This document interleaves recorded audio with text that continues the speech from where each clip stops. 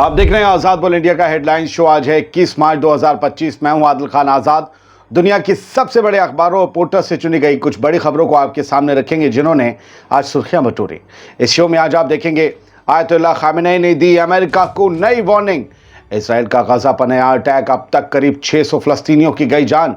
Israeli army रफा और बेत Lahia में दाखिल, सिचुएशन हुई और ज्यादा टेंस। इसराइल का गजा के लोगों को खदेड़ने का नया प्लान आया सामने, दी बड़ी धमकी।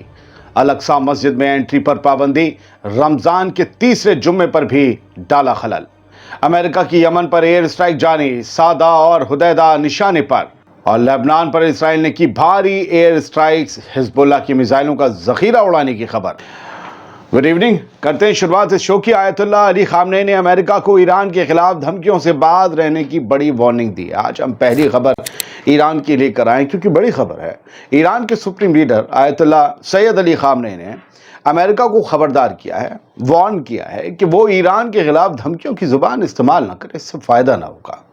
न्यू पर्शियन ईयर, पर्शिया का ईरान का कल एक आपको पता है वहाँ पर नया साल मनाया जाता है, नौरोज़, जो मनाते हैं उन सबको बधाई। न्यू ईयर की स्पीच में आयतुल्लाह खामेनी ने कहा कि अगर दुश्मन ईरान के खिलाफ कोई नापाक कदम उठाएगा तो उसे सख्त जवाब मिलेगा। उन्होंने कहा कि अमेरिकन को यह समझना चाहिए कि ईरान के साथ धमकियों का लहजा इस्तेमाल करके वो कभी भी अपने मकासद हासिल नहीं कर सकते। आयतुल्लाह अली खामेनी ने यह भी वाज़ेह किया कि ईरान अपने दुश्मनों के सामने डट कर खड़ा रहेगा और ईरान फ़लस्तीन और लेबनान के फाइटर्स की मुकम्मल हिमायत करता है, जो अपने मुल्क का दिफा कर रहे हैं, और हम ये हिमायत करते रहेंगे, वो भले कितना प्रेशर डालें हम पर। आयतुल्लाह खामेनी ने वेस्टर्न कंट्रीज के इस दावे को भी रद्द कर दिया कि रेजिस्टेंस ग्रुप्स ईरान की प्रॉक्सीज हैं। उन्होंने कहा कि ईरान की कोई प्रॉक्सी नहीं है, इस मुगालते से बाहर आई है। हम सिर्फ रेजिस्टेंस फाइटर का सपोर्ट करते हैं, हथियार भी नहीं देते, हम बस सपोर्ट करते हैं।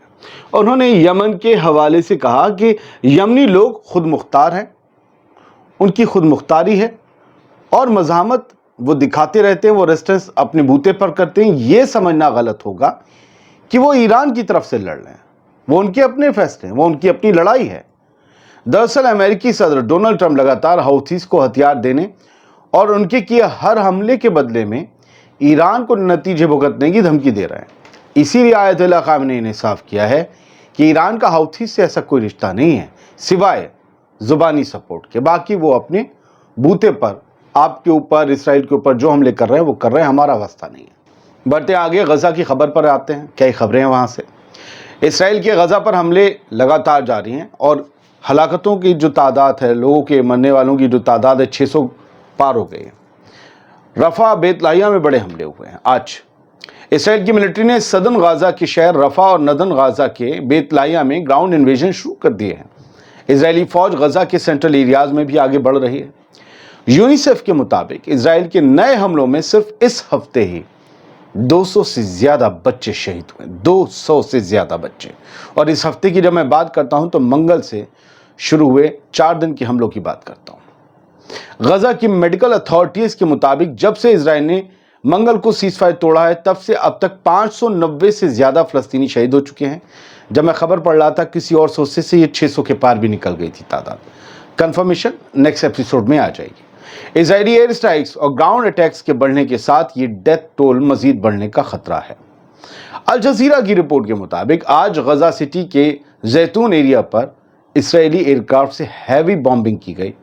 आज साउथ गजा में रफा और खान यूनिस भी इजरायली वॉर प्लेन्स के निशाने पर रहे। ये आज 21 मार्च की है बातें सारी। पहले भी इन इलाकों पर बराबर बमबारी होती रही है, जिसमें हजारों लोग शहीद हो चुके हैं। रफा को, जिस पर बमबारी हो रही है, रफा को सेफ जोन कहने के बावजूद वहां अब भी अटैक्स हो रहे हैं। ये सेफ जोन की हालत है और ये इसराइल के डिक्लेरेशन की हालत है। बढ़ते हैं आगे। इसराइल का गजा पर नए प्रेशर का एक प्लान है, वो सामने आया, जरा समझिएगा। और ये डिफेंस मिनिस्टर इसराइल काट्स जो है इसराइल का, उसकी तरफ से आया। उसके बयान में जरा टटोलिए इस प्लान को। इसराइल काट्स ने कहा है, और खतरनाक है ये बयान, इसराइल काट्स ने कहा है कि इसराइल, इसका नाम ही इसराइल है, इसराइल अपनी मिलिट्री कैंपेन को और ज्यादा इंटेंस करेगा اور حماس پر ملٹری اور سویلین پریشر بھی ڈالے گا۔ حماس پر پریشر ڈالنے کا مقصد اسرائیلی ہوسٹیجز کی جلد رہائی سے بھی کہیں آگے کا ہے۔ اس پریشر میں غزہ کے لوگوں کو ایویکویٹ کرنے یا پھر وہاں سے ڈسپلیس کرنے اور ٹرمپ کا مائیگریشن پلان امپلیمنٹ کرنا شامل ہوگا۔ اس پریشر میں غزہ کے لوگوں کو کھدیڑنا اور ٹرمپ کا مائیگریشن پلان امپلیمنٹ کرنا شامل ہوگا۔ ٹرمپ کا والنٹری مائیگریشن پلان، والنٹری مطلب عادل اپنے گھر سے اپنی مرضی سے جا رہا ہے اور ٹرمپ یہاں آ کے رہنے لگیں گے یا اسرائیل، سمجھ رہے ہیں؟ ٹرمپ نے پہلے کہا تھا کہ غزہ کے لوگوں کو والنٹرلی دوسرے ممالک میں شفٹ کرنا چاہیے ان کی مرضی سے۔ کارٹس نے اب کہا ہے کہ اسرائیل اس پلان کو آگے بڑھانے کے لیے کام کرے گا۔ اب سمجھ رہے ہیں خطرناک بات کہ لوگوں کو اتنا مجبور کیا جائے کہ وہ اپنی مرضی سے چھوڑ جائیں۔ اب جو اسرائیلی آرمی کو نئے حکم دیے گئے ہیں وہ سمجھیے، کارٹس نے اسرائیلی آرمی کو کہا ہے کہ غزہ میں اور زیادہ علاقے قبضہ کریں، کھلا کہا ہے اور زیادہ علاقے قبضہ کریں، سیکیورٹی زونز کو ایکسپینڈ کریں تاکہ اسرائیلی سٹیزنز اور سولجرز کو پروٹیکشن مل سکے۔ یہ بیان غزہ میں نئے ملٹری ایکشن اور زبردستی ایویکویشن کی طرف اشارہ کر رہا ہے، جو ایک نئے کانفلکٹ کا سگنل ہو سکتا ہے۔ آج جمعہ ہے یا جمعہ تھا، تو کیا ہوا غزہ میں اور کیا ہوا فلسطین میں؟ الاقصی مسجد میں داخلے پر پابندی آج بھی رہی۔ رمضان شریف کے تیسرے جمعے پر بھی لوگوں کے نماز کو جانے کی سفر میں رکاوٹ ڈالی گئی۔ آج بھی فلسطینیوں کو الاقصی مسجد جانے سے روکا گیا۔ اسرائیلی اتھارٹیز نے تیسرے جمعے کو بھی الاقصی مسجد کے لیے پابندیاں راستے میں لگا دیں، لوگوں پر جانے پہ لگا دیں۔ کالندیا چیک پوائنٹ ایک بڑا اہم چیک پوائنٹ ہے الاقصی مسجد جانے کے لیے ویسٹ بینک سے۔ کالندیا چیک پوائنٹ پر آئی ڈی اور نماز پڑھنے کے پرمٹس چیک کیے گئے۔ سوچئے نماز کون پڑھ سکتا ہے، اس کے پرمٹ ایشو کیے گئے۔ ایج ہے نا، وہ ایج 13 سال سے اوپر نہیں، 55 سال سے نیچے نہیں، مردوں کے لیے۔ لیکن پھر بھی سب کچھ چیکنگ کے باوجود فلسطینیوں کو انٹری سے روک دیا گیا۔ بہت سے لوگوں کو کوئی وجہ نہیں بتائی گئی، کچھ لوگوں کو بتائی گئی۔ لوگوں نے بتایا کہ ان کی آئی ڈی چیک ہونے کے باوجود انہیں انٹری نہیں دی گئی۔ بعد میں ان کے فون پر ایک میسج آیا کہ انہیں سوشل میڈیا پر انسائٹمنٹ کے الزام میں جیروسلم میں انٹری سے بین کر دیا گیا ہے، کیونکہ بھیا تم سوشل میڈیا پر بڑے بھڑکاؤ بیان دیتے ہو۔ سوچو، رمضان کے دوران الاقصی مسجد میں جانے پر روک ایک نئی ٹینشن کریٹ کر سکتی ہے۔ اسرائیلی اتھارٹیز کا کہنا ہے کہ یہ سیکیورٹی ریزنز کی وجہ سے ہو رہا ہے، مگر فلسطینی اسے مذہبی آزادی پر پابندی کہہ رہے ہیں۔ اب بات یمن کی، غزہ کی بہت سی خبریں تھیں، ہم بہت سی چھوڑ رہے ہیں کیونکہ آپ کو سب کہیں کی خبر دینی۔ یمن پر دوبارہ امریکہ نے ایئر سٹرائکس کی ہیں۔ سعدہ اور حدیدہ ریجن نشانے پر رہا ہے خاص طور سے۔ امریکن ایئر کرافٹس نے جمعے کو سعدہ اور حدیدہ پر نئی ایئر سٹرائکس کی۔ حدیدہ کا علاقہ ہے التحیطہ اور سعدہ کا ہے الاسائد، یہاں بمباری کی گئی۔ ریڈ سی کے قریبی علاقوں پر بھی حملہ ہوا۔ دراصل یمن نے اسرائیلی لنک شپس پر، اسرائیل سے تعلق رکھنے والے شپس پر پابندی لگا دی، ناکے بندی کی، تم یہاں سے نہیں گزر سکتے، غزہ پر حملے کر رہے ہو نا۔ تو امریکہ نے اس کے بدلے میں اٹیک شروع کر دیا یمن پر۔ اب امریکن شپس بھی ہاؤتھیز کی پابندی والی لسٹ میں شامل ہو چکے ہیں۔ ہاؤتھیز نے غزہ کی حمایت جاری رکھنے کا ارادہ ظاہر کیا ہے۔ امریکہ کی بڑھتی ایئر اسٹرائک سے کانفلکٹ اور بڑھنے کا خطرہ ہے۔ ہم آپ کو پچھلے ویڈیو میں بتا چکے ہیں کہ پچھلے 24 گھنٹوں میں 2 بار تیل اویو پر میزائل داغی ہے ہاؤتھیز نے، دونوں بار انہوں نے ہٹ کرنے کا دعویٰ کیا اور اسرائیل نے دونوں بار اسے انٹرسیپٹ کر کے گرا دینے کا دعویٰ کیا۔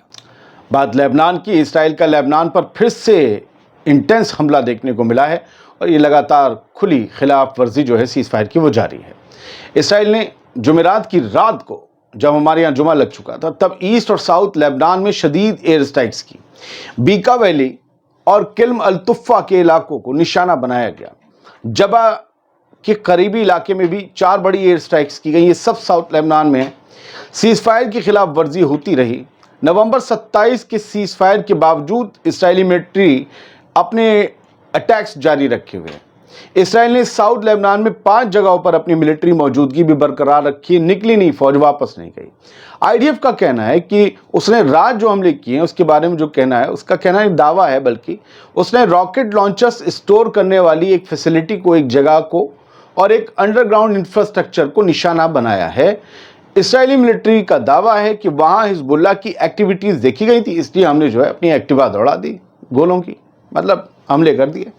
اسرائیل اور حزب اللہ کے درمیان ٹینشنز میں اضافہ ہونے کا خطرہ ہے۔ حزب اللہ کا جواب آنے کی بھی امید ہے، کیونکہ اب اسرائیل حزب اللہ کا کافی نقصان کر رہا ہے، لگاتار حملے کر رہا ہے، اور سیز فائر کی تو خلاف ورزی ہے ہی ہے۔ دو تین خبریں یہاں سے سر۔ نارتھ کوریا نے ایک اینٹی ایئر کرافٹ ویپن کا ٹیسٹ کیا ہے کہ جیسے ہی رشیا کے سیکیورٹی چیف نارتھ کوریا پہنچے، انہوں نے اینٹی ایئر کرافٹ ویپن جو ہے کم جونگ ان نے، مطلب دشمن کا وار پلین جا رہا ہو اسے مار گرانے کا، بڑا مطلب گھاتک والا یہ سسٹم ہے۔ اور یہ اس لیے نارتھ کوریا نے ٹیسٹ کیا ان کے سامنے، ان کے پہنچتے ہی، کیونکہ یہ سسٹم بیچا جانا ہے، رشیا کو دیا جانا ہے، دیا تو کچھ نہیں جاتا ہے، بیچا جاتا ہے، بیچا جانا ہے اور یوکرین کے خلاف استعمال کرنے کے لیے۔ یوکرین بھی بڑے حملے کر رہا ہے، مجھے سمجھ نہیں آ رہا بات چیت کیسے چل رہی ہے۔ ابھی تو ہے یہ ٹیسٹنگ آف ویپن جو ہے وہ زبردست طریقے سے دکھائی گئی۔ خیر، آر ٹی کی خبر ہے کہ رشین ملٹری جو ہے وہ گراؤنڈ موبائل کامیکازی ڈرون جو ہے وہ استعمال کر رہی ہے۔ ڈرونز ہوا میں اڑتے ہیں نا، تھوڑا سمندر میں بھی تیرتے ہیں، یہ گراؤنڈ موبائل کامیکازی ڈرون ہے، مطلب گراؤنڈ سے لگ کر چلتے رہتے ہیں۔ موبائل جو ہے، موبائل مطلب چلنا، موبیلٹی، اور کامیکازی ڈرونز ہیں یہ، مطلب ون وے ہے، ان کا آنا نہیں ہے، کامیکازی سوسائڈ ٹائپ بمبرز، اور یہ بڑے گھاتک۔ ان کا ویڈیو جاری کیا ہے منسٹری آف ڈیفنس نے، میں آپ کو دکھا نہیں سکتا کچھ چیزیں ہیں، لیکن یہ زبردست طریقے کا ایک اضافہ ہے، اور مشکل ہے یہ جنگ یوکرین کے لیے بھی۔